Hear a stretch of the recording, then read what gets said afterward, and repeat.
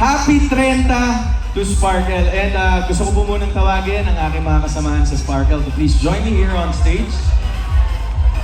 Because aside from celebrating po, actually, this moment is also very meaningful po para sa amin.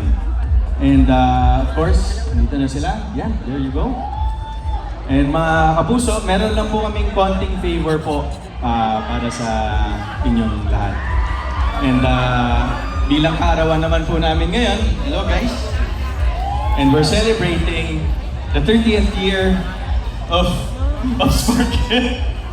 Pwede siguro, baka pwede po kaming mag-request ng konting regalo mula sa inyo.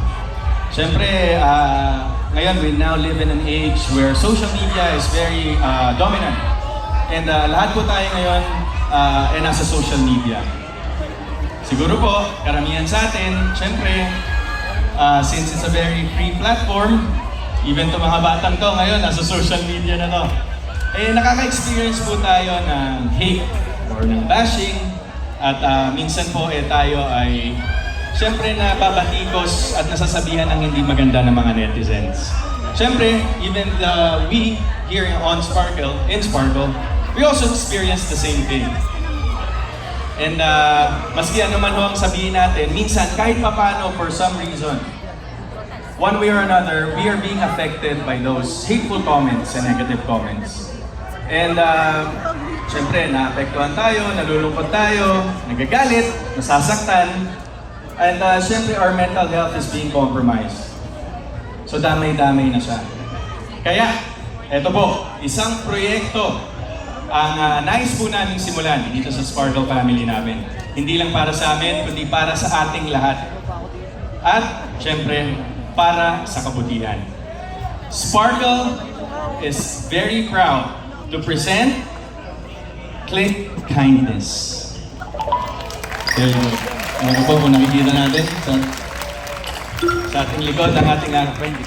So this advocacy and this movement is headed on to spreading goodness, positivity, compassion, and kindness online. Siyempre, madali naman tayo po, naturingan tayo mga Pilipino, nakakapagpakita tayo ng magagandang mga katangian natin sa tunay na mundo. Siyempre, gamitin rin natin to online because our reach online combined is very powerful.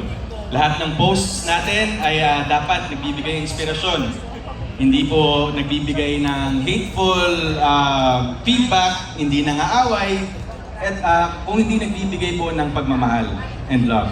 Kindness goes a long way, and it starts with all of us here. With you, with me, and of course, sa ating pong nandito lahat, at syempre sa lahat ng nanonood sa atin online.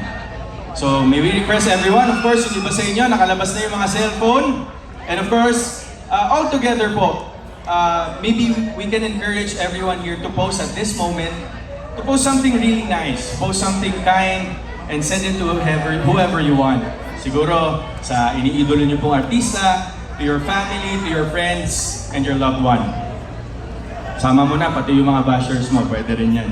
And of course, don't forget to use the hashtag #ClickKindness as a hashtag. At kung ready na po tayong lahat, syempre, sabay-sabay na natin yan i-post. Okay? Okay ba yun, guys? Alright. So, ready na ba ang lahat, everybody? Madali na. Post anything that comes to your head. Something nice, something inspirational, something na pagmumula ng good vibes ng kung sino man ang pagpapadalaan nyo. Kindly press post in 3, 2, 1. There you go, and that's Click Kindness. And it starts with you. Kaya maraming salamat po sa lahat ng nandito ngayong gabi, sa mga nanonood sa amin online. Thank you all so much for your kindness. Thank you so much, Alden, and welcome. Thank you, Alden, and welcome to all of our Sparkle stars here on stage. Mga kapuso, tandaan, always click kindness. Okay, ituloy na natin ang ating celebration ng 30 years of Sparkling Together. Sama-sama nating pakinggan sa kauna-unahang pagkakataon.